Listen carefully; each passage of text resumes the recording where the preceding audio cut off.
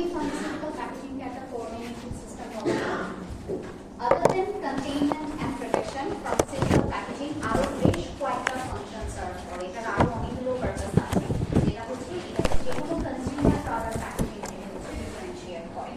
কি কি বলা হয়? ফার্মাসিউটিক্যাল প্যাকেজিং একটা ইউনিক প্যাক, যেটা হচ্ছে তিনটা জিনিসের হচ্ছে কম্বিনেশন।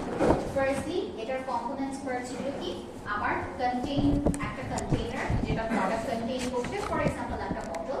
সো এই বটলটা হচ্ছে আমার কন্টেইনার, ওটার একটা ক্লোজার সিস্টেম থাকে, ওটার স্ক্রু ক্যাপটা হচ্ছে সেটার ক্লোজার সিস্টেম, এবং সেটার একটা লেবেল থাকে যেটা প্রোডাক্ট আইডেন্টিফিকেশন করে। সো এইটা একটা ইউনিক প্যাক, একটা যেখানে হচ্ছে তিনটা কম্পোনেন্টস এর কম্বিনেশন থাকে, আমার কন্টেইনার, ক্লোজার এবং লেবেল। ঠিক আছে? আচ্ছা, এটা হচ্ছে এটার ফার্স্ট ডেফিনিশন। ফার্দার এটা কি কি কাজে হচ্ছে আমাদেরকে হেল্প করে থাকে, যেটা ফার্মাসিউটিক্যাল প্যাকেজিং ইউজ করে।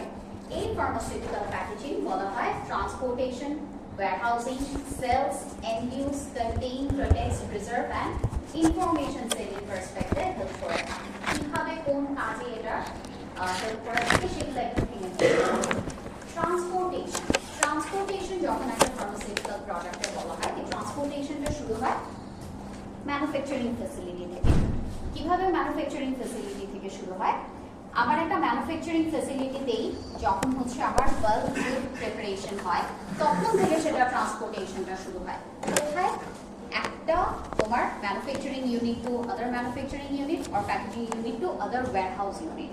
সো আমার এই ট্রান্সপোর্টেশনটা শুরু হয় কোথা থেকে? ম্যানুফ্যাকচারিং ফ্যাসিলিটি থেকে ইউনিট টু ইউনিট ট্রান্সপোর্টেশন বা ফিনিশ গুডের যে মুভমেন্টটা ইন হাউস প্ল্যান্টের ভেতরে হয় সেটা।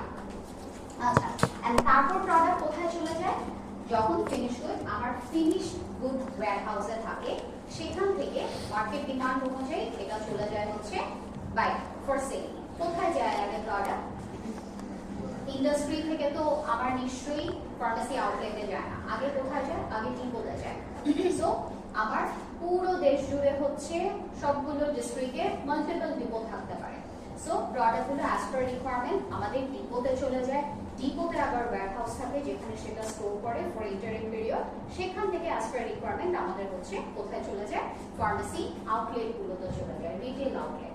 সো এই রিটেল আউটলেটের লোকেশন হতে পারে হচ্ছে খুবই ফ্রেন্ডলি লোকেশন যেখানে ট্রান্সপোর্টেশন অনেক স্মুথ, আবার হতে পারে এমন জায়গা যেখানে আমার গাড়ি যায় না, ওখানে হয়তো আমার অর্ধেক রাস্তা ভ্যান গাড়ি দিয়ে নিতে হবে। সো অবশ্যই আমার প্যাকেজিং এরকম হতে হবে যে আমার বেস্ট টু ওয়ার্স্ট সিনারিওতে এটা স্মুথ ট্রান্সপোর্টেশনে প্যাকেজিংটা প্রোডাক্টটাকে সেফ রাখতে পারে। আচ্ছা, ওয়্যারহাউসিং। ওয়্যারহাউস ফ্যাসিলিটি সব জায়গায় একরকম নাও থাকতে পারে, অ্যান্ড ইনফ্যাক্ট আমি যে ট্রান্সপোর্টেশন ভেহিকল ইউজ করছি সেখানে ওয়্যারহাউসিং বা সেখানে স্টোরিং ক্যাপাসিটি কিরকম ডিউরিং ট্রান্সপোর্টেশন এটাও এনশিওর করতে হবে। ফর এক্সাম্পল, ওয়্যারহাউসের ক্ষেত্রে আমার এমডিএন স্টোরেজ প্রোডাক্টও থাকতে পারে, আমার কোল্ড চেইন প্রোডাক্টও থাকতে পারে। এখন একটা কোল্ড চেইন প্রোডাক্ট যেটা হচ্ছে আমার 2 to 8 ডিগ্রি সেন্টিগ্রেড হচ্ছে টেম্পারেচার মেনটেন করতে হবে, আমার প্যাকেজিং ম্যাটেরিয়ালও ওরকম হতে হবে যেন এটা 2 to 8 degree centigrade with storage কন্ডিশনে প্যাকেজিং ইটসেলফ আমার ইনট্যাক্ট থাকে। ঠিক আছে? সেখানে হচ্ছে আমি এমন প্রিন্টেড কার্টুন বা পেপার কার্টুন ইউজ করলাম যেটা হচ্ছে ওই 2 to 8 ডিগ্রিতে হচ্ছে আমার ড্যাম্প হয়ে যায়। ঠিক আছে? সো এই ওয়্যারহাউস কন্ডিশনিং, যে আমি কোন প্রোডাক্ট কোন কন্ডিশনে হচ্ছে ওয়্যারহাউস করছি সেই অনুযায়ী আমার ম্যাটেরিয়াল, সুইটেবল ম্যাটেরিয়াল হচ্ছে চুজ করতে হবে, অলসো এনশিওরিং যে আমার প্রোডাক্ট কোয়ালিটিও ইনট্যাক্ট থাকবে। আচ্ছা, সেলিং পার্সপেক্টিভে সেল, আমরা প্রোডাক্ট আগে সেল করি ফার্মাসিউটিক্যাল প্রোডাক্ট বা প্রোডাক্ট প্রমোশন কার কাছে করি? ডক্টরসের কাছে। এক্স্যাক্টলি।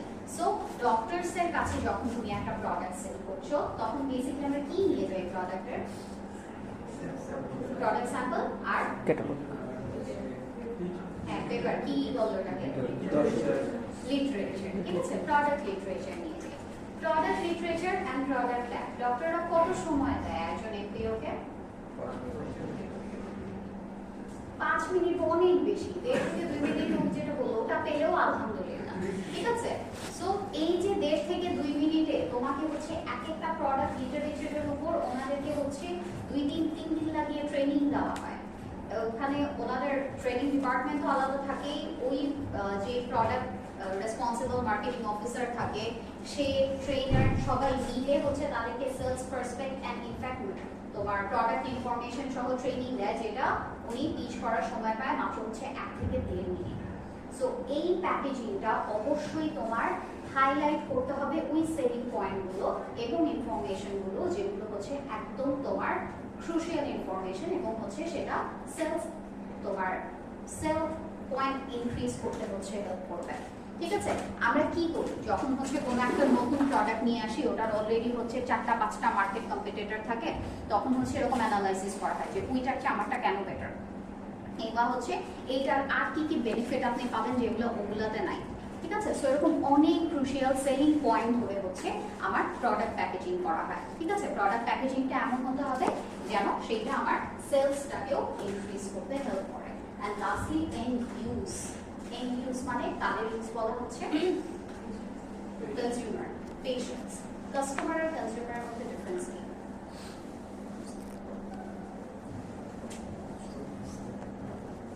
কাস্টমার একটা প্রোডাক্ট কিনে পরবর্তীতে সেল করতে পারে, সেই প্রোডাক্ট কিনে সেটা কনজিউমার ইউজ করতে পারে।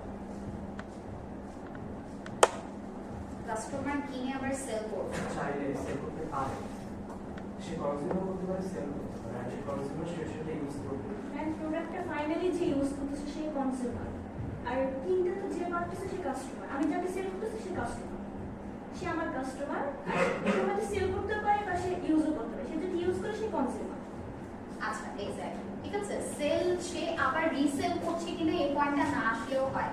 সেল হচ্ছে যে কিনছে সে কাস্টমার, যে ওটা ইউজ করছে সে হচ্ছে কনজিউমার। ফর এক্সাম্পল আমি একটা কি বলে, আমি হচ্ছে একটা মেডিসিন কিনলাম আমার মার জন্য, সো আমি কাস্টমার, কিন্তু মেডিসিনটা নিচ্ছেন হচ্ছেন আমার মা, সো উনি কনজিউমার।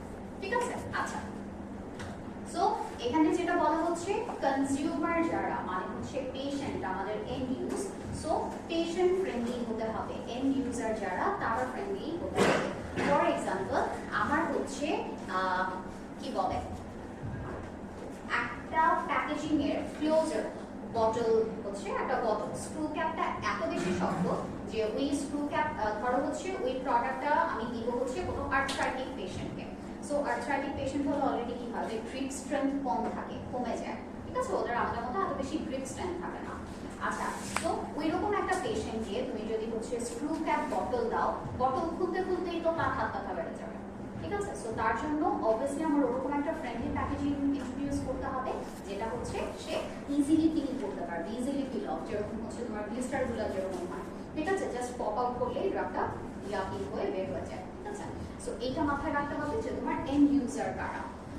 আচ্ছা, এছাড়া হচ্ছে আমার প্রোডাক্ট প্রোটেক্ট করে, প্রোডাক্টটা আমার যে কোনো ফিজিক্যাল, আমার এনভায়রনমেন্টাল কিংবা হচ্ছে কোনো বায়োলজিক্যাল হ্যাজার্ড থেকে অবশ্যই সেটাকে প্রোটেক্ট রাখতে হবে। সেটার সিলিং যদি থাকে, আমার সিলিং ইনট্যাক্ট সিলিং থাকতে হবে। এবং এই যে স্ক্রু ক্যাপের কথা বললাম, থ্রু আউট শেলফ লাইফ আমার এটা ক্লোজ সিল থাকে, যে হচ্ছে ক্যাপ এবং নেকে একটা নচ থাকে যেটা লক করা থাকে। কিন্তু যদি তুমি ক্যাপ খুলে ফেলো, আমার যখন কনজিউমার ইউজেসের ক্ষেত্রে চলে যায়, তখনও সেটা রিক্লোজ করলে আবার একটা টাইট এনভায়রনমেন্ট দিতে হবে যেন প্রোডাক্টে কোনো মশার ইন্টারাপ্ট না করে। বা আবার যদি দেখো আচ্ছা প্রোডাক্টে মশার যাচ্ছে, তখন কি থাকে, ওখানে আরেকটা অ্যান্সিলারি জিনিস থাকে যেন মশার প্রোডাক্টকে ডিগ্রেড না করতে পারে। ভিটামিন ফর্মুলেশনগুলোতে ভেতরে হচ্ছে ইয়া থাকে না, ডেসিকেন্ট থাকে না, সিলিকা থাকে না, যেন হচ্ছে আমার ভেতরে যদি মশার ইয়েও থাকে সেটা প্রোডাক্টে যেন ডিগ্রেড না করতে পারে। আচ্ছা, প্রিজার্ভ আমার প্রোডাক্ট নিচে যেটা বললাম যে প্রোডাক্ট কনজিউমার এন্ডে যাওয়ার ফলেও যেন প্রিজার্ভ করতে পারি। ইনফরমেশন, আমার কোন কোন ইনফরমেশন কোন টাইপ অফ প্যাকেজিং এ যাবে এইটাও তোমার হচ্ছে ডিফাইন করা থাকতে হবে। এক একটা লোকাল রেগুলেটরি রিকোয়ারমেন্ট বা ইন্টারন্যাশনাল রেগুলেটরি বডিরও তোমার কিছু ইনফরমেশন রিকোয়ারমেন্ট থাকে যে আমার এই প্রোডাক্টের ধরো 3টা-4টা প্যাকেজিং, প্রথমে একটা প্রোডাক্ট কন্ট্যাক্টের প্যাকেজিং থাকে, তারপর আবার একটা আউটার কার্টুন প্যাকেজিং থাকে, তারপর আবার একটা বাল্ক প্যাকেজিং কার্টুন থাকে। সো কোন কার্টুনে কোন ইনফরমেশনগুলো ক্রুশিয়াল, কোন ইনফরমেশনগুলো থাকা লাগবে, কোনটা তোমার কোন ল্যাঙ্গুয়েজে বা সিম্বল সহ থাকা লাগবে, এগুলো সব কিছু ডিফাইন করা থাকে। সো এইভাবেই আমার এই ইনফরমেশনগুলো ইন্টারপ্রেট করা থাকতে হবে। আরেকটা last important thing, that is pharmaceutical packaging economic means বলা হচ্ছে। ফার্মাসিউটিক্যাল প্যাকেজিং এর প্রাইসিং কারা ডিসাইড করে? অ্যাপ্রুভাল কে দেয়? দেশে আমার ফার্মাসিউটিক্যাল প্রোডাক্ট প্যাকেজিং অ্যাপ্রুভ করে DGTA। আচ্ছা, এখন একটা consumer product, for example shampoo, ডাভের একটা শ্যাম্পু আর হচ্ছে সানসিল্কের একটা শ্যাম্পু, সেম ভলিউম সেম পারপাসে ইউজ করি, কারণ দুইটাই হচ্ছে অ্যান্টি হেয়ার ফল শ্যাম্পু বা অ্যান্টি ড্যামেজ শ্যাম্পু। আমার হচ্ছে কোনটার প্রাইস বেশি হয়? ডাভ। আচ্ছা, সানসিল্ক থেকে ডাভের প্রাইস বেশি। আচ্ছা, এবার একটা তোমার ড্রাগের কথা চিন্তা করো, প্যারাসিটামল। লিডিং কোম্পানি কিছু আছে, স্কোয়ার, বেসিনকো, কিছু হয়তো একটু পেছনের দিকের কোম্পানি আছে। প্রাইস রেঞ্জ কিরকম হয়? প্যারাসিটামল 12 টাকা, না নাপা 12 টাকা। আচ্ছা, একটু পিছের কোম্পানিগুলোরও 10, 11, 12 টাকায়, এর চেয়ে বেশি ভ্যারি করে না। আচ্ছা, এই যে ফার্মাসিউটিক্যাল প্রোডাক্টগুলোর, এগুলোর প্রাইস রেঞ্জে ভেরিয়েশন কেন আসে না? কনজিউমার প্রোডাক্টের ক্ষেত্রে ব্র্যান্ড ভ্যালু বলে একটা জিনিস থাকে, তারা সেটার উপরে আমার একটা প্রাইসিং রাখতে পারে। কিন্তু যখন তুমি ফার্মাসিউটিক্যাল প্রোডাক্ট নিয়ে চিন্তা করছো, তখন হচ্ছে তোমার মার্জিনাল প্রফিট রেখে সেই প্রোডাক্টটাকে হচ্ছে বাজারে দিতে হবে, যেন তুমি ম্যাক্সিমাম পেশেন্ট রিচ করতে পারো। আমাদের এখানে তোমার প্রফিটের চেয়ে বেশি হচ্ছে পেশেন্ট রিচটাকে প্রায়োরিটি দেওয়া হয়। সো ধরো একটা প্রোডাক্ট যেটা অলরেডি মার্কেটে 10 টাকা কিংবা 12 টাকায় পাওয়া যাচ্ছে, যেটা অলরেডি হচ্ছে আমার বেটার থেরাপিউটিক ইফেক্ট শো করছে, সেম প্রোডাক্টটা তুমি এখন বললে যে আমার প্রোডাক্ট বানাতে খরচ লাগলো 8 টাকা, কিন্তু হচ্ছে আমি এত বেশি অ্যাস্থেটিক একটা প্যাকেজিং বানালাম, এখন পুরো ডিজাইন দিয়ে যে সব মানুষ আমার প্যাকেজিং দেখেই ড্রাগ কিনবে, তারপর ওটা পুরো কস্টিং চলে গেল 30 টাকা, আর তুমি সেল করছো 32 টাকায়, তোমার প্রোডাক্ট কে কিনবে? আমার তো এইটা নিয়ে ফেসবুকে স্টোরি দেওয়ার কোনো দরকার নাই, তাই না? আমি তো হচ্ছে ওষুধ খাবো। সো এই ক্ষেত্রে দেখা যায় যে ফার্মাসিউটিক্যাল প্রোডাক্টের খুবই হচ্ছে মার্জিনাল একটা প্রফিট রেখে আমাদের সেটা সেল করা হয়। সো প্যাকেজিং করার ক্ষেত্রে ওই যে পুরো প্যাকেজিং করলে চলবে না, অবশ্যই আমার হচ্ছে এই কস্টিং মাথায় রেখে সেটাকে এই যে প্রিভিয়াসলি যে পয়েন্টসগুলো বললাম সেগুলো মাথায় রেখে হচ্ছে প্যাকেজিং ডিজাইন করতে হবে, ঠিক আছে? আচ্ছা, সো এই কারণে ফার্মাসিউটিক্যাল প্যাকেজিংকে একটা কোঅর্ডিনেটেড সিস্টেম বলা হয়। এটা কেবলমাত্র একটা পয়েন্ট দিয়ে ডিফাইন করা যায় না, যখন এই প্রতিটা পারপাস হচ্ছে এফিশিয়েন্টলি সার্ভ করছে, তখনই আমি একটা আইডিয়াল প্যাকেজিং করতে পারি। আচ্ছা, এবার আসি ফার্মাসিউটিক্যাল প্যাকেজিং এর কি কি টাইপ আছে depending on the contract of product. আমার প্রোডাক্ট কন্ট্রাক্টে যে প্রোডাক্টসগুলো আসে এটার উপর ডিপেন্ড করে 3 ভাগে ভাগ করে দেয়, প্রাইমারি, সেকেন্ডারি, টার্সিয়ারি। যেমন অনেক টাইপের না, প্রাইমারি প্যাকেজিং কোনটা? ডিরেক্ট কন্ট্রাক্টে থাকে, প্রোডাক্টের গায়ে লেগে থাকে যেটা, সেকেন্ডারি হচ্ছে তার বাইরেটা, আর টার্সিয়ারি হচ্ছে শিপিং কার্টুনগুলোকে টার্সিয়ারি বলা হয়। আচ্ছা, primary packaging crucial is for maintaining the product integrity. Product integrity বা প্রোডাক্ট কোয়ালিটি ধরে রাখার জন্য প্রাইমারি প্যাকেজিং সবচেয়ে প্রথমে দায়ী। এটা আমার যে কোনো এক্সটার্নাল বা যে কোনো ফিজিক্যাল ড্যামেজ থেকে প্রোডাক্টকে হচ্ছে সেভ করবে, এবং ডিউরিং শেলফ লাইফ সেটা আমার স্টোরেজ কন্ডিশন এবং এক্সেলারেটেড স্টোরেজ কন্ডিশন দুইটা কন্ডিশনে প্রোডাক্টকে সেভ রাখতে হবে। আচ্ছা, স্টেবিলিটি ওয়ার্ডটা শুনেছি? কি স্টেবিলিটি বা স্টেবিলিটি স্টাডি সম্পর্কে কি জানেন?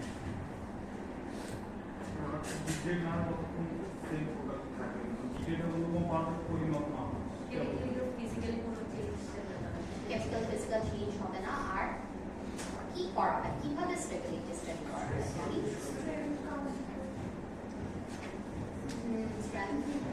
এসে পটেন্সি চেক করে, হ্যাঁ। আর আচ্ছা, স্টেবিলিটি স্টাডিটা করার জন্য আমাদের হচ্ছে কিছু স্টেবিলিটি চেম্বার থাকে।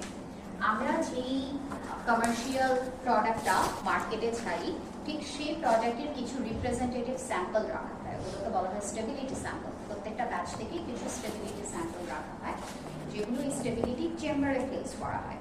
ওই স্টেবিলিটি চেম্বারে দুইটা কন্ডিশন থাকে প্রত্যেক প্রোডাক্টের জন্য, একটা হচ্ছে সেটার স্টোরেজ কন্ডিশন, আরেকটা হচ্ছে ওটা থেকে এক্সেলারেটেড কন্ডিশন।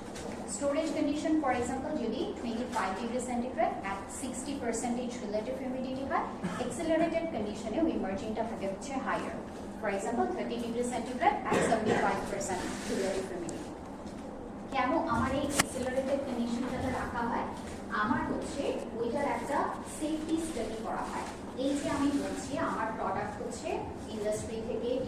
যাচ্ছে, ডিপো থেকে একটা রিটেল ফার্মেসিতে যাচ্ছে, ডিপো পর্যন্ত আমি সেটার স্টোরেজ কন্ডিশন মেনটেন করতে পারবো। রিটেল যে ফার্মেসিটা আছে সেখানেও আমি বড় করে লিখে দিতে পারবো করে যেটা এই কন্ডিশনে মেনটেন করে। বাট হোয়াট ইফ এটা ক্রস করছে, আমার লিমিট মেনটেন করতে পারছে না, ঠিক আছে, ওখানে গিয়ে তো আমি চেক করতে পারবো না। ওখানে ধরো হচ্ছে আমার ওই রিটেল ফার্মেসি তোমার এমন একটা এরিয়াতে আছে যেখানে টেম্পারেচার অনেক বেশি, হয়তো উত্তরবঙ্গে আছে, আমি সামারে পাঠাচ্ছি, তারা যদিও বলছে হ্যাঁ আমাদের এখানে এয়ার কন্ডিশন আছে, এয়ার কন্ডিশন কাজ করে না, নষ্ট হয়ে গেছে। এখন আমার প্রত্যেকটা পেশেন্টকে বিক্রি করার আগে তো ধরে ধরে দেখা সম্ভব না যে কোন ফার্মেসি থেকে নিয়েছে, ওখানে কন্ডিশন ঠিক ছিল কি ছিল না।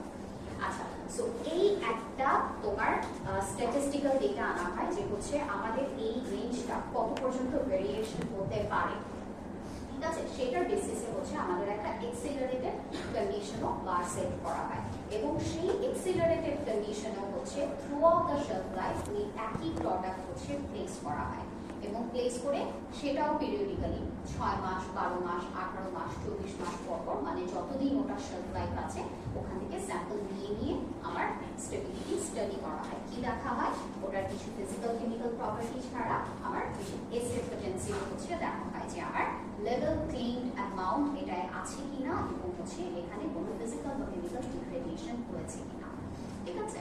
সো এই যে স্টেবিলিটি চেম্বারে আমার নর্মাল এবং এক্সিলারেটেড কন্ডিশনের প্রোডাক্টটা রাখা হবে, যখন এক্সিলারেটেড কন্ডিশনে যাবে তখনও যেন প্রোডাক্টটা আমার ইনট্যাক্ট থাকে এবং কোনোভাবে প্যাকেজিংও ড্যামেজ না হয় এটা এনশিওর করতে হবে, ঠিক আছে। প্যাকেজিংয়ে কি থাকে, প্যাকেজিংয়ে আমার প্রি প্রিন্টেড ইনফরমেশন থাকে, ইঙ্ক প্রিন্টেড ইনফরমেশনও কিন্তু থাকে, ঠিক আছে। সো ইঙ্ক প্রিন্টেড যেগুলো সেগুলোকে আমি যদি আরো হিউমিড এবং হায়ার টেম্পারেচারে রাখি সেইগুলো যেন স্মাচ না হয়ে যায়, সেগুলো ইনট্যাক্ট থাকে, এটাও এনশিওর করতে হবে আমার প্যাকেজিং ডিজাইনের মাধ্যমে, ঠিক আছে।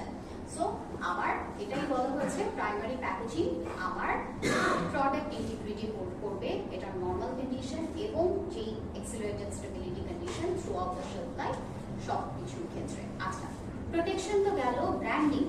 আচ্ছা, প্রাইমারি প্যাকেজিং এ ব্র্যান্ডিং পার্সপেক্টে ইনফরমেশন রিলেটিভলি কম থাকে কম্পেয়ারিং টু সেকেন্ডারি প্যাকেজিং। তোমরা যদি নিজেরাও দেখো সেকেন্ডারি প্যাকেজিং মানে কার্টুন বক্স যেগুলো দোকানে যেগুলো ডিসপ্লেতে থাকে সেখানে অনেক ইনফরমেশন থাকে, অনেক কিছু লেখা থাকে। প্রাইমারি প্যাকেজিং এ এত কিছু থাকে না, খুবই মিনিমাল ইনফরমেশন থাকে। আচ্ছা, কিন্তু তারপরও প্রাইমারি প্যাকেজিং যেই প্রোডাক্টগুলো ডিরেক্ট প্রাইমারি প্যাকে কনজিউমারের হাতে যায় বা কাস্টমারের হাতে যায় সেখানে তারা সেকেন্ডারি প্যাকেজিং এর সাথে সাথে প্রাইমারি প্যাকেজিংকেও ব্র্যান্ডিং এর একটা অনেক বড় মিডিয়াম হিসেবে কনসিডার করে। অনেক বড় একটা এক্সাম্পল হচ্ছে নাপা, হলুদ নাপা। হলুদ নাপাটার কথা চিন্তা করো, এই চকচকা হলুদ কালারের ড্রেসটার দূর থেকে দেখলেও যে কোনো বাসায় তুমি বলতে পারবে এটা নাপার ড্রেসটা। সেটার জন্য শিক্ষিত অশিক্ষিত হওয়া লাগে না, সবাই এক নামে চিনে এটা হচ্ছে নাপা। তারা কি করেছে, জাস্ট একটা সিম্পল নেম আর হচ্ছে এই হলুদ রঙের চকচকা একটা অ্যালুমিনিয়াম ফয়েল দিয়ে তাদের পুরো মার্কেট করে ফেলেছে। এখন কেউ যে হয়তো তোমার অন্য কোনো মেডিসিনও চিনে না কিন্তু নাপা সবাই চিনে। এই একটা প্রাইমারি প্যাকেজিং ডিজাইন দিয়ে তারা কিন্তু একটা মার্কেট ধরে রেখেছে, ঠিক আছে। সো যেই প্রোডাক্টগুলো সেকেন্ডারি প্যাকেজে আয় না, নাপা কখনো সেকেন্ডারি কার্টুন সহ কেউ কিনেছো? নাপার এক একটা কার্টুনে মনে হয় 50+ লিস্টার থাকে, সো অবভিয়াসলি 50+ কেউ কিনবে না, ঠিক আছে। সো এবার কি কিনে, শুধু হচ্ছে প্রাইমারি প্যাকেজিংটাই কিনে। সো এই পার্সপেক্টে আমার প্রাইমারি প্যাকেজিংটাই হচ্ছে ব্র্যান্ডিং এর মধ্যে সবচেয়ে বড় মিডিয়া। দ্যাটস ওয়াই তখন প্রাইমারি প্যাকেজিং কে টার্গেট করেই হচ্ছে ব্র্যান্ডিং করা হয়, যেটা নাপা দিয়ে রিপ্রেজেন্ট করতে আছে, ঠিক আছে।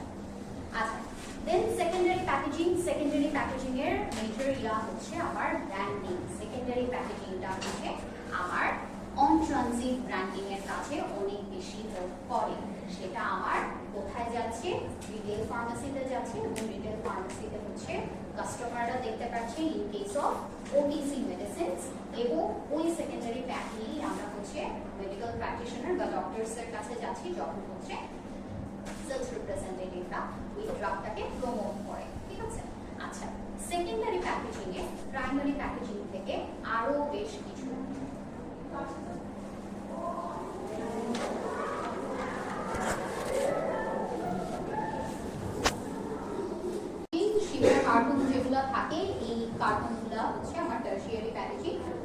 প্যাকেজিংও হচ্ছে আমার ইউনিটাইজেশন বা হচ্ছে ইজিয়ার হ্যান্ডলিং এর জন্য ইউজ করা হয়। এই টারশিয়ারি প্যাকটা ইউজুয়ালি আমরা কাস্টমাররা হচ্ছে দেখি না টারশিয়ারি প্যাকে ডিপো টু ডিপো বা হচ্ছে তোমার ডিপো টু রিটেইল যে ফার্মেসি আউটলেট গুলো সেখানে চলে যায়। এটাতেও আমার কিছু লেভেলিং রিকোয়ারমেন্টস থাকে যেটা ডিটিটিএ কর্তৃক দেওয়া। এখানে কি কি লেভেলিং রিকোয়ারমেন্ট আছে ওটা আমরা পরে দেখব। আচ্ছা, কিছু ক্রিটিক্যালিটি অ্যাসপেক্ট থেকে হচ্ছে প্রাইমারি, সেকেন্ডারি এবং টারশিয়ারি কে হচ্ছে এখানে এক্সপ্লেইন করা হয়েছে। অলরেডি মোস্টলি সব পয়েন্টস গুলো আমি কভার করে দিয়েছি। এইবার ইম্পর্টেন্ট একটা টপিকে আসি, সেটা হচ্ছে এই প্রাইমারি, সেকেন্ডারি, টারশিয়ারি প্যাকে আমার কি কি ইনফরমেশন থাকে। আচ্ছা, আমি প্রোডাক্ট কোন মার্কেটের জন্য প্রিপেয়ার করছি বা কোন মার্কেটে সেল করছি সেটার উপর ডিপেন্ড করে আমার এক একটা প্রোডাক্টের হচ্ছে কি করা হয়, সেটার ইনফরমেশন ডিজাইনিং করা হয়। ফর এক্সাম্পল, সেম একটা প্রোডাক্ট একই ম্যানুফ্যাকচারার হয়তো লোকালি মার্কেট করছে, আবার হচ্ছে ওই প্রোডাক্টটাই হচ্ছে আমার বাইরের কোনো দেশে হচ্ছে আমার কি করছে, মার্কেটিং করছে। সো ধরো বাংলাদেশে যেরকম যে কোনো প্রোডাক্ট মার্কেটিং এর ক্ষেত্রে আমাদের একটা লোকাল রিকোয়ারমেন্ট থাকে, রেগুলেটরি রিকোয়ারমেন্ট, যে হচ্ছে আমাদের ইনফরমেশনগুলো বাংলা এবং ইংলিশে হচ্ছে প্রিন্টেড থাকবে। যেহেতু আমাদের native language Bangla, English speaking country আমরা না, সো প্রত্যেকটা ইনফরমেশন যেন হচ্ছে আমাদের বাংলা থাকে। প্রত্যেকটা বলতে কোন ক্রুশিয়াল ইনফরমেশন গুলো আমাদের হচ্ছে প্রোডাক্ট নেম এবং রোজ যেন বাংলায় প্রিন্টেড থাকে। কিছু কিছু জিনিস থাকে যেগুলোর বাংলা ইন্টারপ্রিটেশন হয় না, যেরকম ওটার কিছু ব্যাচ নাম্বার থাকে, কিছু কোড নাম্বার থাকে, এক্সপায়ারি ডেট থাকে, যেগুলো বাংলায় আমার ইয়া করা হয় না। ঠিক আছে? আচ্ছা, এইবার আসি কি কি ইনফরমেশন এখানে আছে। আচ্ছা, এই প্রোডাক্টটার হচ্ছে যে কোনো প্রোডাক্টের কতগুলো হচ্ছে প্যাকেজিং কম্পোনেন্ট থাকে। যেরকম এখানে দুইটা প্যাকেজিং কম্পোনেন্ট আছে, একটা হচ্ছে আমার এই পকেট ফর্মিং ফয়েল, আর একটা হচ্ছে এই উপরে প্রিন্টেড ফয়েল। ঠিক আছে? সো এই প্রিন্টেড ফয়েল এবং পকেট ফর্মিং ফয়েল দুই পাশে কোন পাশে কি কি ইনফরমেশন কিভাবে হচ্ছে ইন্টারপ্রেটেড থাকে, কি কি থাকে ওটা একটু দেখি। আচ্ছা, ফার্স্টলি আমার প্রোডাক্ট নেম থাকবে, আবার এখানে কোন এপিআই আছে সেটা মেনশন থাকবে, স্ট্রেংথ থাকবে, কোম্পানি নেম ওখানে প্রেজেন্ট, কোম্পানি লোগো আছে, অবশ্যই কোম্পানি নেম লোগো থাকে, ম্যানুফ্যাকচারিং লাইসেন্স নাম্বার। প্রত্যেকটা কোম্পানির একটা ডিজিটিএ কর্তৃক নির্ধারিত ম্যানুফ্যাকচারিং লাইসেন্স নাম্বার থাকে।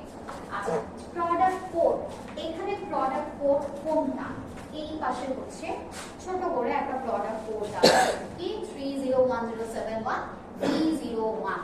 প্রোডাক্ট কোডটা হচ্ছে এটা 301071 B01 হচ্ছে ভার্সন 1। এই প্রোডাক্ট কোডটা কার, এই যে প্রিন্টেড ফয়েলটা আছে, এই প্রিন্টেড ফয়েলটার কোডটা হচ্ছে এই প্রোডাক্ট। ফার্মাসিউটিক্যালে আমরা যত ম্যাটেরিয়ালস ইউজ করি, র ম্যাটেরিয়ালস হোক কিংবা প্যাকেজিং ম্যাটেরিয়াল হোক, সেই প্রত্যেকটা ম্যাটেরিয়াল একটা আইডেন্টিফিকেশন নাম্বার থাকে, এবং ইন সাম কেসেস এগুলো মেশিন রিডেবল নাম্বার থাকে, যেন হচ্ছে মিক্স আপ প্রিভেনশন করা যায়। একটা প্রোডাক্টের প্যাকেজিং ম্যাটেরিয়াল যেন আরেকটা প্রোডাক্টে না চলে যায়, এর জন্য মেশিন রিডেবল এরকম আইডেন্টিফিকেশন নাম্বার দেওয়া থাকে। ঠিক আছে? সো এখানে হচ্ছে এই প্রোডাক্টের কোড হচ্ছে এটা। ঠিক আছে? এখানে প্রোডাক্ট কোড বলতে এই ম্যাটেরিয়াল, প্রিন্টেড ফয়েল ম্যাটেরিয়ালের কোড বলা হচ্ছে ভার্সন 1। আচ্ছা, তারপর কি আছে, গিজিবিজি কিছু ডিজিট লেখা আছে, যেটা হচ্ছে batch number and expiry date. This is important. আগে আসি ব্যাচ কি, এফপিপি বা ফিনিশ ফার্মাসিউটিক্যাল প্রোডাক্ট। ঠিক আছে? ফিনিশ ফার্মাসিউটিক্যাল প্রোডাক্টের একটা ব্যাচ নাম্বার থাকে। ব্যাচ জিনিসটা একদম প্রোডাক্ট ডেভেলপমেন্টের শুরুতে চলে, কমার্শিয়ালাইজেশনের আগে আমরা কি করি, আর&ডি একটা পাইলট ব্যাচ প্রিপেয়ার করে। পাইলট ব্যাচটা কি, ট্রায়াল ব্যাচ যেগুলো, যে হচ্ছে আমি কমার্শিয়ালি যদি 50 কিংবা 100 কেজির ব্যাচ বানাই, আমি যখন হচ্ছে পাইলট ব্যাচ প্রিপেয়ার করা হয় তখন হচ্ছে স্মল স্কেল 5 কেজি বা 10 কেজির একটা ফর্মুলেশন আগে ডেভেলপ করা হয়। সো এই যে ইনিশিয়ালি আমি একটা ফর্মুলেশন ডেভেলপ করাই, সেইটার একটা সুইটেবল কমার্শিয়াল ব্যাচ ডিজাইন করা হয়।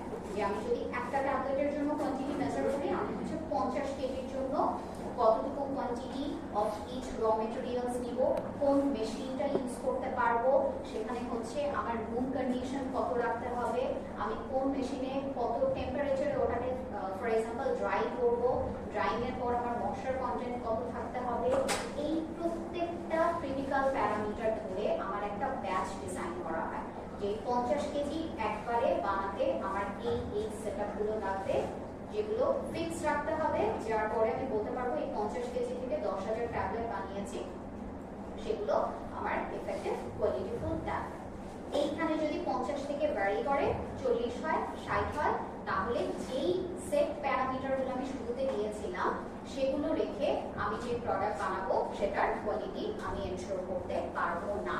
ফর এক্সাম্পল 50 কেজির জন্য আমার হচ্ছে ধরো আফটার গ্রানুলেশন ড্রাইং টাইম যত ছিল বা ড্রাইং টেম্পারেচার যত ছিল 60 কেজির জন্য সেটা সেম হবে না। সো আমরা এক একটা কমার্শিয়াল প্রোডাক্টের জন্য এরকম এক একটা ব্যাচ ডিজাইন করি, যে এট এ টাইম এক সেট প্যারামিটারস আমি একটা ব্যাচ ক্রিয়েট করব, ব্যাচ বা লট, ঠিক আছে, যেটা বলা হয়। সো এই ব্যাচগুলো হচ্ছে এতক্ষণ বললাম যে আমার প্রসেসিং সুবিধার জন্য কি কি হচ্ছে বেনিফিটস আছে, যেটার জন্য আমি এক একটা হচ্ছে ব্যাচ প্রিপেয়ার করি। এবার আসি হচ্ছে আমার তোমার কি বলে ফার্মাসিউটিক্যাল প্ল্যান্টের বাইরে যখন প্রোডাক্ট যাবে তখন এই ব্যাচ নাম্বারের কি কি সিগনিফিকেন্স থাকে। ফার্মাসিউটিক্যাল প্ল্যান্টের ভেতরে তো ব্যাচ হচ্ছে আমার আইডেন্টিফাই করতে পারছে যে একটা সেট অফ তোমার এনভায়রনমেন্টে আমি কতটুকু প্রোডাক্ট বানিয়েছি, ব্যাচ 1 2 3 4 এরকম হচ্ছে আইডেন্টিফাই করতে পারছে, সেগ্রিগেট করতে পারছে, ব্যাচ টু ব্যাচ আমার কন্টামিনেশন প্রিভেন্ট করতে পারছে। ফর এক্সাম্পল একটা আমি 50 কেজির প্রোডাক্ট বানাচ্ছি, সেখানে কোনো একটা র মেটেরিয়ালে কন্টামিনেন্স ছিল, যদি আমি ব্যাচে প্রিপেয়ার করি এটার ইমপ্যাক্ট আমার সেই ব্যাচে পড়তে পারে। বা হচ্ছে যদি পরের ব্যাচে আমি হচ্ছে নিউ সেট অফ বা নিউ লট অফ র মেটেরিয়ালসে আমার পরের ব্যাচটা সেম থাকছে, সো এখানে ইমপ্যাক্টটা কমে যায়। আচ্ছা, আর এছাড়া আমার তো স্টোরিং এর কথা বললাম, আইডেন্টিফিকেশনের কথা বললাম, মার্কেটে যাওয়ার পর প্রোডাক্টটা কি হয়।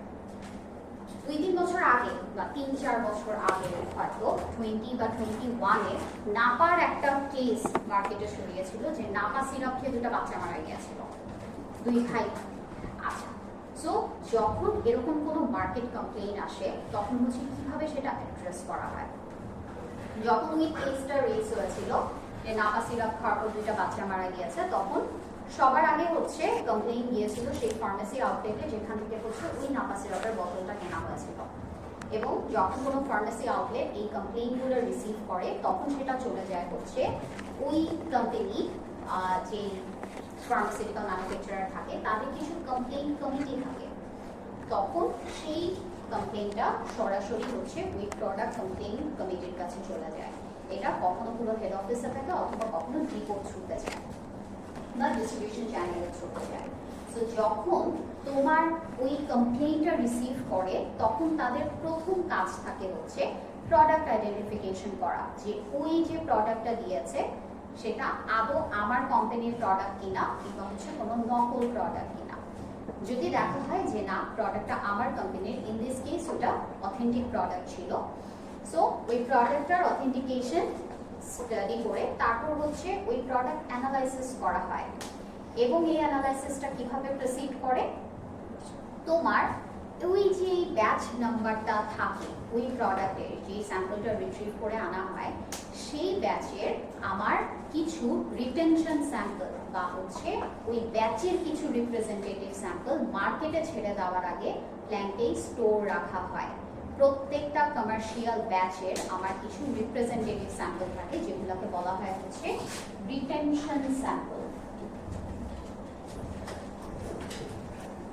রিটেনশন স্যাম্পল, ওই রিটেনশন স্যাম্পলের আমার পরবর্তীতে ফুল সেট অফ অ্যানালাইসিস হয়, যেটার মাধ্যমে হচ্ছে আমি জানতে পারি যে যেই অকারেন্স ঘটেছে সেটার জন্য আদৌ আমার প্রোডাক্ট রেসপন্সিবল নাকি রেসপন্সিবল না। কেন ওই স্যাম্পল টেস্ট অনলি আমার রিলায়েবল না, কারণ হচ্ছে এমনও হতে পারে যে ওই স্যাম্পল কাস্টমার কিনে নিয়ে গিয়েছে, কেনার পরে ওটা খুলে কোনোভাবে ওটাকে কন্টামিনেট করেছে, ঠিক আছে। সো যদি এই কেস হয় তাহলে হচ্ছে স্যাম্পল টেস্ট করলে অবভিয়াসলি আমার রেজাল্ট কিন্তু কমপ্লাই করবে না। এজন্য হচ্ছে ওই ব্যাচের আমার রিটেনশন স্যাম্পল থেকে হচ্ছে স্টাডি করা হয়। সো এই রিটেনশন স্যাম্পল স্টাডির পরে যদি হচ্ছে যেটা পজিটিভ বা নেগেটিভ যে রেজাল্টই আসুক সেটার উপরে হচ্ছে একটা রিপোর্ট জেনারেট করে ওটা টিটিডিএ কে সাবমিট করতে হয়, ঠিক আছে। তোমার যে লোকাল অথরিটি তাদেরকে একটা রিপোর্ট দিতে হয় যে মার্কেট কমপ্লেনের আমার ফাইন্ডিং হচ্ছে এটা। এই পুরো কাজটা ট্রেসেবল করা পসিবল হয়েছে because of the batch number. এবং ব্যাচ সেগ্রিগেশন। আমি এক একটা ব্যাচকে আলাদা ম্যানুফ্যাকচার করেছি, প্যাকেজিং করেছি, সেটার ওয়্যারহাউজিং করেছি, স্টোরিং, এবং ওই ব্যাচ নাম্বার ধরেই আমার প্রোডাক্টটা মার্কেটে গিয়েছে। ঠিক আছে?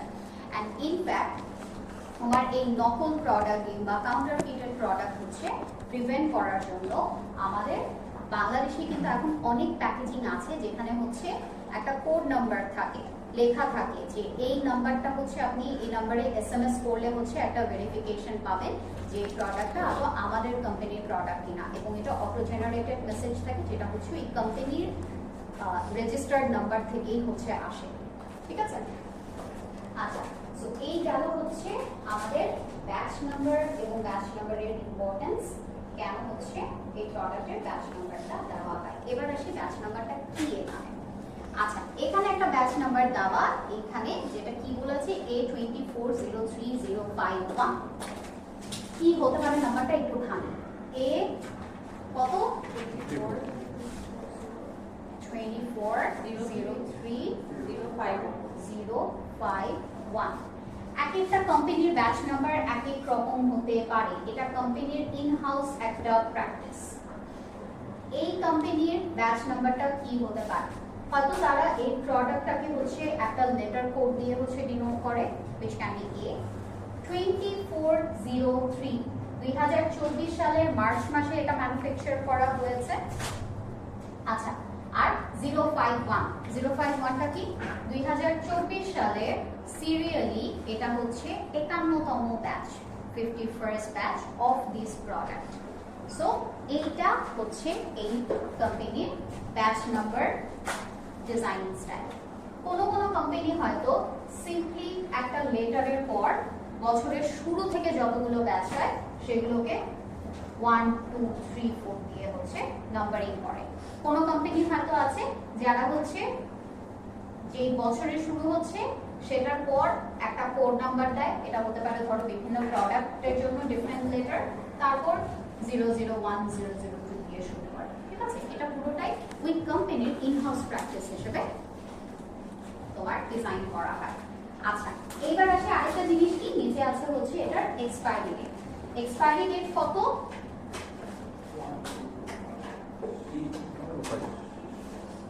12-25। আচ্ছা, এখন আমাকে আগে বলো একটা ব্যাচ, ওটা ধরো শেলফ লাইফ হচ্ছে 2 বছর, এখানে লিখলে দেখা যায় না, না এই ক্লাসটা এটা আরেকটু সাইডে দিলে বোর্ডে আরো স্পেস পাওয়া যেত। আচ্ছা, ধরো একটা ব্যাচের ম্যানুফ্যাকচারিং ডেট হচ্ছে জানুয়ারি 25 আর এটার শেলফ লাইফ হচ্ছে 2 ইয়ার্স। এখন বল এটার এক্সপায়ারি ডেট কবে হবে?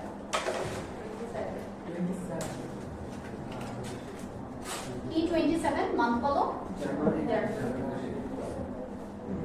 জানুয়ারি 27। আর কোনো আইডিয়া?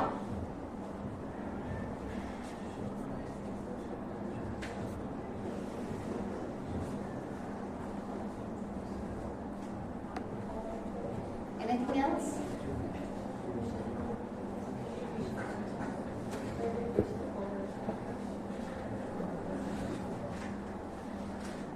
Only একটাই, January 27?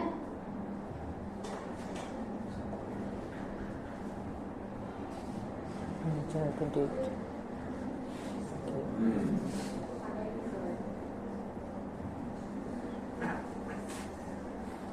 January 27. January 27 में की 24 मास है ना 25?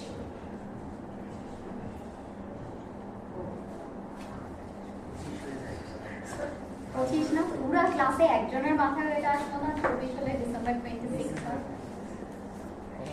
আচ্ছা, ঠিক আছে, both are correct. কিভাবে করে এবার আসি। মোস্টলি এটা ইউজ করা হয় 24 মাস। ঠিক আছে? জানুয়ারি 25 থেকে ডিসেম্বর পর্যন্ত কি 12 মাস, 26-এর আরো 12 মাস, 24 মাস, ডিসেম্বর 26। ঠিক আছে? আচ্ছা, এটা কোন ইয়ারে করা হয়? যেহেতু 2 ইয়ার্স 24 মাস, তাহলে ডিসেম্বর পর্যন্ত এটা শেলফ লাইফ হয়। আচ্ছা, এইটাও কোন ক্ষেত্রে করা হয়? ফর এক্সাম্পল আমি যখন ফার্স্টলি যখন আমরা হচ্ছে এক্সপায়ারি ডেট অথবা ম্যানুফ্যাকচারিং ডেট লিখি, আমরা সেখানে মান্থ অ্যান্ড ইয়ার লিখি, কখনো তারিখ লিখি না। আচ্ছা, সো এটার লজিক হচ্ছে what if I manufacture the product on 31st জানুয়ারি, তাহলে কি জানুয়ারি মাস তো আমার পুরো শেষই হয়ে গেল, প্রোডাক্টের তো আমার এক্সপায়ারি শুরু 1st ফেব্রুয়ারি থেকে, ঠিক আছে? সো আমি যেহেতু ডেট ডিফাইন করতে পারছি না, সো হচ্ছে তারা এটা এক্সটেন্ডেড একটা শেলফ লাইফে রাখে, জানুয়ারি 25 টু জানুয়ারি 27। এখন বলবে তাহলে কি 2 বছরের পর, এখন যদি এটা 1st জানুয়ারিতে ম্যানুফ্যাকচার করে থাকে তাহলে তো 25 মাস হয়ে গেল, আমার প্রোডাক্ট তখন এক্সপায়ার হয়ে যাবে না? আচ্ছা, আমার এই পর্যন্ত কখনো এরকম কি কারো হয়েছে যে এক্সপায়ার্ড ওষুধ বাসায় কিনে নিয়ে গেছো? এক্সপায়ার্ড এরকম অনেক প্রোডাক্টই তোমরা বাসায় কিনে নিয়ে যাই, খাবারের অনেক জিনিসও আছে বাসায় নেওয়ার পর দেখে এটা এক্সপায়ার হয়ে গেছে, তাই না? ওষুধ কখনো এক্সপায়ার্ড ওষুধ কিনেছো কেউ? কেনার পর বাসায় নিয়ে দেখেছো এক্সপায়ার? না। তো এত যদি মার্কেট প্রোডাক্ট এক্সপায়ার থাকতে পারে, নামি দামি ব্র্যান্ডেরও, মেডিসিন কেন থাকে? একটা একদম তোমার হচ্ছে নিচের দিকের কোম্পানিরও দেখবে ফার্মাসিউটিক্যাল মেডিসিন কখনো এক্সপায়ার মার্কেট পাওয়া যায় না। আচ্ছা, মেডিসিনের এক্সপায়ারি ডেট যেটা থাকে সেটা থেকে 2 কিংবা 3 মাস আগে, এটা একটা কোম্পানির জন্য ডিফাইন করা থাকে, 2 কিংবা 3 মাস থাকতে তাদের পুরো মার্কেটে যতগুলো মেডিসিন অ্যাভেলেবল থাকে সেল হয় নাই সেই সব ইউনিটগুলো আবার রিট্রিভ করে আবার প্ল্যান্টে নিয়ে আসা হয় এবং ডিস্ট্রয় করে দেওয়া হয়। সেটা আমার শেলফ লাইফের এন্ড টাইম পর্যন্ত মার্কেটে কখনো স্টে করে না, কারণ সেখানে একটা রিস্ক থাকে যে যদি আমার এক্সপায়ার্ড প্রোডাক্ট পেশেন্টের হাতে চলে যায়, ঠিক আছে? এই জন্য এই রিট্রিভাল প্রসেসটা শুরু হয়ে যায় প্রোডাক্ট এক্সপায়ারি 2 কিংবা 3 মাস আগে থেকে, ঠিক আছে? এটাও হচ্ছে ইন-হাউস ডিফাইন থাকে যে কোন প্রোডাক্ট হচ্ছে আমি কত আগে হচ্ছে আমার রিট্রিভ করে নিয়ে আসি। সো এখানে এই রিস্কটা থাকে না যে হচ্ছে আমার এক্সপায়ার্ড প্রোডাক্ট পেশেন্টের হাতে যাবে। আরেকটা জিনিস, আমার এই যে 24+1 হয়ে যাচ্ছে, এই 24+1 এ দেখা যায় এটারও আমার স্টাডি অ্যাভেলেবল থাকে, যে আমি যে 24+1 দিচ্ছি হয়তো আমার স্টাডি আছে যে 24+3 বা 4 পর্যন্ত আমার এই প্রোডাক্ট স্টেবল থাকবে, ঠিক আছে? কিন্তু ইউজুয়ালি শেলফ লাইফ এই 2.3 ইয়ার্স বা 2.4 ইয়ার্স এভাবে হচ্ছে শেলফ লাইফ ডিফাইন করা থাকে, ঠিক আছে? আচ্ছা, সো এই হচ্ছে কিভাবে আমরা এক্সপায়ারি ডেট হচ্ছে ডিফাইন করতে পারি। এইবার আরেকটা জিনিস আসে, কি বললাম এখানে ব্যাচের ম্যানুফ্যাকচারিং ডেট হচ্ছে 24/3, মানে হচ্ছে মার্চ 24, আর এক্সপায়ারি ডেট কত? ডিসেম্বর 25। বললাম আমার প্রোডাক্টের শেলফ লাইফ হচ্ছে 2 ইয়ার্স। কতদিন?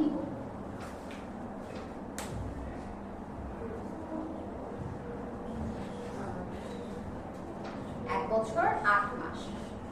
এটা কোন ধরনের এক্সপায়ারি?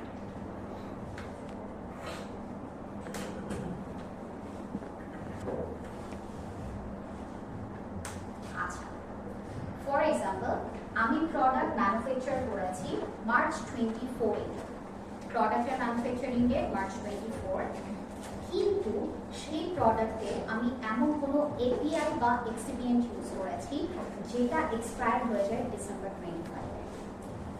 সো আমার প্রোডাক্টের শেলফ লাইফ 2 বছর আর আছে, কিন্তু ওটার এক্সিপিয়েন্টস বা ওটার যে ইনগ্রেডিয়েন্টস, সেই একটা ইনগ্রেডিয়েন্টসও যেদিন এক্সপায়ার হয়ে যায় আমার প্রোডাক্টও ওই দিন এক্সপায়ার হয়ে যাবে।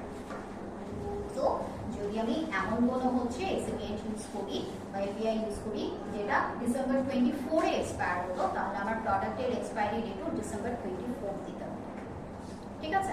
আচ্ছা, তো এই জিনিসগুলো মাথায় রেখে এক্সপায়ারি ডেট হচ্ছে আমাদের ডিজাইন করা হয়। আরেকটা এক্সপায়ারি ডেট দেওয়া আছে যেটা হচ্ছে প্রি প্রিন্টেড, আমাদের কিছু কন্টেইনার থাকে ampoule, usually pre printed batch ampoule container আছে, সেটা অ্যাম্পুল চ্যাপ্টার যখন করবো তখন হচ্ছে ওটা